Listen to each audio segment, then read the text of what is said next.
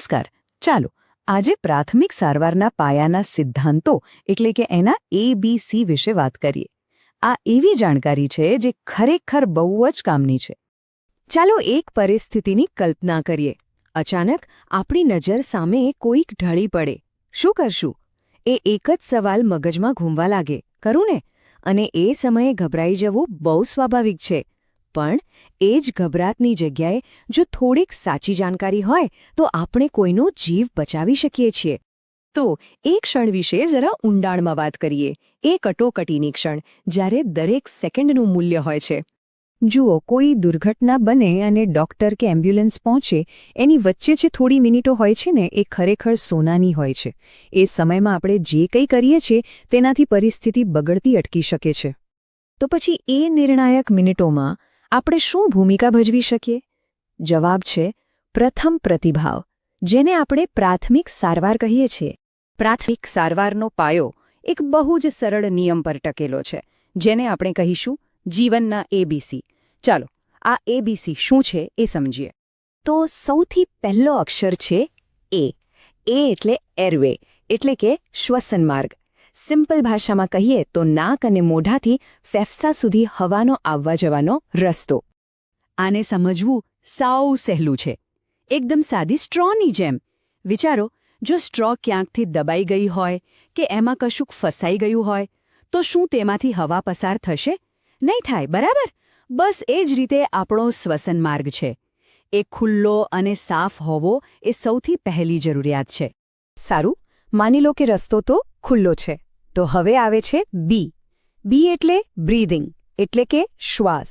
હવે આપણે એ જોવાનું છે કે ખુલ્લા રસ્તા પરથી શ્વાસની અવરજવર થઈ રહી છે કે નહીં. પાછા આપણી સ્ટ્રો પર આવીએ. સ્ટ્રો ખુલ્લી છે, પણ તેમાંથી હવા પસાર થાય છે કે નહીં એ કેમ ખબર પડે? એ જ રીતે વ્યક્તિ શ્વાસ લઈ રહી છે કે નહીં તે જાણવા માટે એમના નાક પાસે કાન રાખીને શ્વાસનો અવાજ સાંભળી શકાય છે, અથવા ગાલ પર ગરમ હવાનો સ્પર્શ અનુભવી શકાય છે. અને ABCનો છેલ્લો અને ત્રીજો અક્ષર છે સી. સી એટલે સર્ક્યુલેશન, એટલે કે શરીરમાં લોહીનું ફરવું, રક્ત પરિભ્રમણ.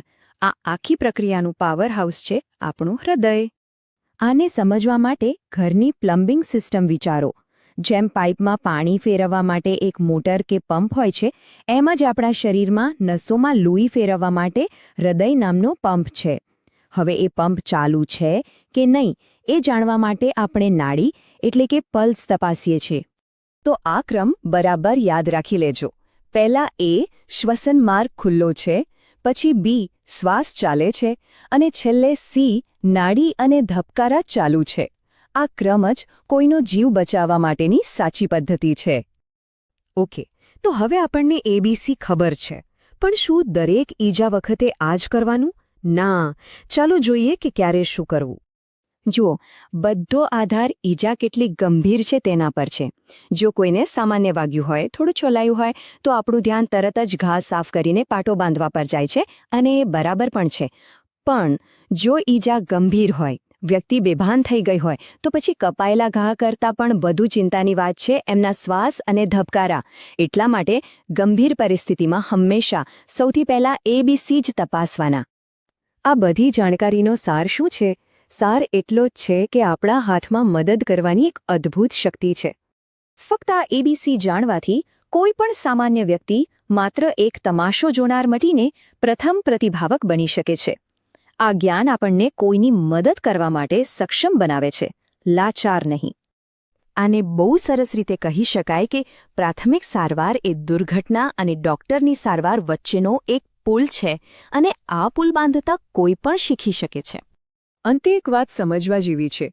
પ્રાથમિક સારવારનો હેતુ કોઈ હીરો બનવાનો નથી, પણ ફક્ત તૈયાર રહેવાનો છે. તો સવાલ એ છે કે શું આપણે